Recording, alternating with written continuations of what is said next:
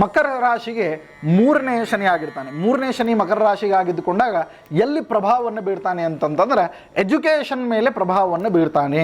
So ಅದಕ್ಕೆ ವಿದ್ಯಾರ್ಥಿ ಜೀವನದಲ್ಲಿದ್ದಿರಿ ಅಂತಂತಂದ್ರೆ ಮಕರ ರಾಶಿಯವರು ತಪ್ಪದೆ ಶನಿದೇವರ ಆರಾಧನೆಯನ್ನೇ ಮಾಡಿರಿ. ಈ ಸಂದರ್ಭದೊಳಗೆ ಯಾಕೆ ನೀಲಮಣಿಯ ಧಾರಣೆಯನ್ನು ಮಾಡ್ಕೊಳ್ರಿ.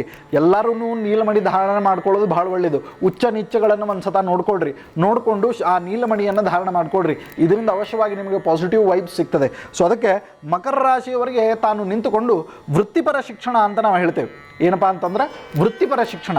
ಸೊ ಆ ವೃತ್ತಿಪರ ಶಿಕ್ಷಣದಲ್ಲಿ ಅವನು ನಿಂತ್ಕೊಂಡಿದ್ದಾನೆ. Primary education, secondary education. So ಈ ರೀತಿಯಾಗಿ ಆ ಒಂದು ಇದರಲ್ಲಿ ಏನಪ್ಪ ಅಂತಂದ್ರೆ ಟೋಟಲ್ ಮಾಧ್ಯಮಿಕವಾಗಿರ್ತಕ್ಕಂತಹ ಮತ್ತು ಅಪ್ಗ್ರೇಡ್ ಆಗಿರ್ತಕ್ಕಂತಹ ಎಜುಕೇಷನ್ನಿನ ವ್ಯವಸ್ಥೆಗೆ ಬಹುಮುಖ್ಯ ಕಾರಣನಾಗಿ ನಿಂತುಕೊಳ್ತಾ ಇದ್ದಾನೆ ಆ ಶನಿ ಪರಮಾತ್ಮ. ಮತ್ತು ಏನು ಸಣ್ಣ ವ್ಯವಹಾರಗಳು, ಸಣ್ಣ ಏನು ವ್ಯವಹಾರ ಮಾಡ್ತೇವೆ, ದಿನದ ವ್ಯವಹಾರಗಳು ಮತ್ತು ವಿಶೇಷವಾಗಿ ಪ್ರವಾಸಗಳು, ಇದೆಲ್ಲದಕ್ಕೂ ಕೂಡ ಇದೇ ರಾಶಿಯವರ ಮೇಲೆ ಪ್ರಭಾವವನ್ನು ವಿಶೇಷವಾಗಿ ಬೀರ್ತಾ ಇದ್ದಾನೆ.